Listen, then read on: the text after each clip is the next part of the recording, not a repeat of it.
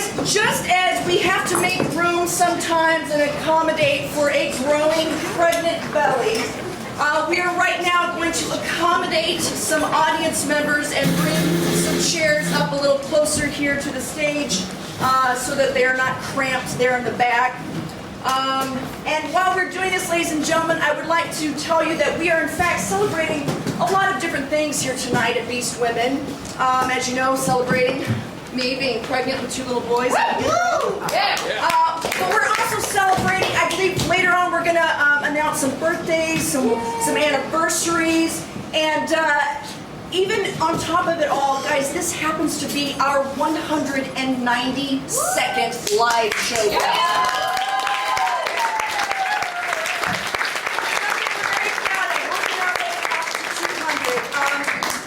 Jill and I have is to simply bring you Chicago's best female performing artists and to entertain you and to maybe perhaps by the end of it all inspire you.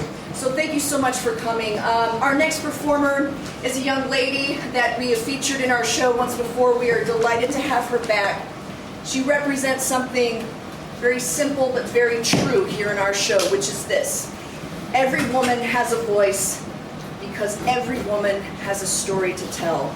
Ladies and gentlemen, please welcome her now. This is the lovely Kaydee Dolan.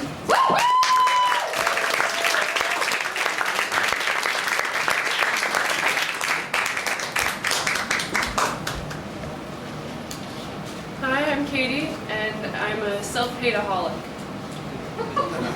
Hi, Kaydee. In November, I was going to kill myself because I thought that everyone hated me, and it's always been really hard for me to forgive myself for anything. Then I took mushrooms with my best friend and saw the light. The one at the end of the tunnel, not the one ushering you into the great beyond. It was like a giant weight had been lifted off my chest for the first time in months. And I started to remember what hope felt like. And I decided to live. But since then, I've been very much in limbo, having the same depressed thoughts, but knowing that I don't have an out anymore. I worry still that everyone hates me and that everything I say and do is wrong. I worry that I haven't really changed at all, that I'm still some stupid teenager, that I stopped developing and I'll never become a full adult. I worry that I perceive everything way differently than everyone else, that I'll never really get it. I feel like the black sheep of almost every group I'm a part of, that I'm only accepted conditionally. I feel invisible a lot, kind of like Anne Hathaway in Princess Diaries. Someone sat on me again. I'm in a constant existential crisis. Am I really here? And if I'm not, where am I? No one has an answer. Thank you. The other day, though, somebody told me, have faith in yourself and you might find that you actually exist. That's pretty cool. That's pretty much exactly what I was asking for through all the mental torment, would you say? I guess if I had to pick one, my philosophical mantra has probably always been, I exist, therefore I suck.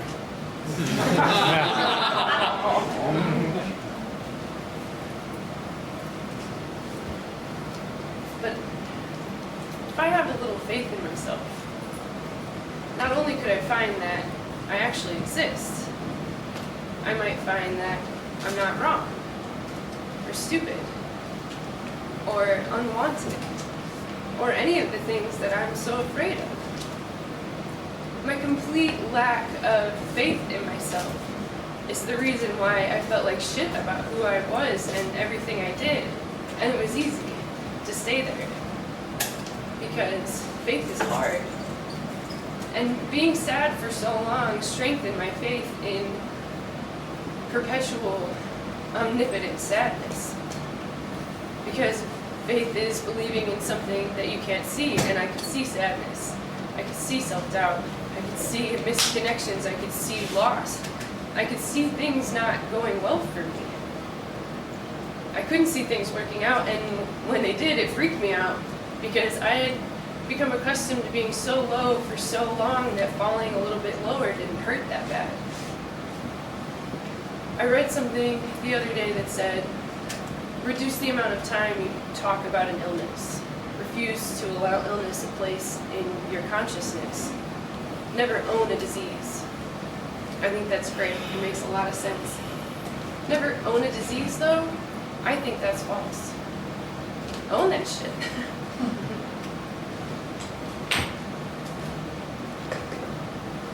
I've been depressed for so long that I let it own me. I lost faith in the idea that I could be happy. Have faith in yourself as a human being on this weird planet with all the other weird human beings. You exist. You exist. I exist. Happiness must exist. So go be the artist that your parents hoped you weren't going to be. Go rehearse that piece you wrote about your crippling depression for weeks until it's perfect, and then not perfect because nothing's perfect, especially with you. Go paint your body and dance around like the wind or fart. Go find anything that makes your heart hurt a little bit less. Go find happiness. Go create happiness. But exist in whatever you create and own that shit.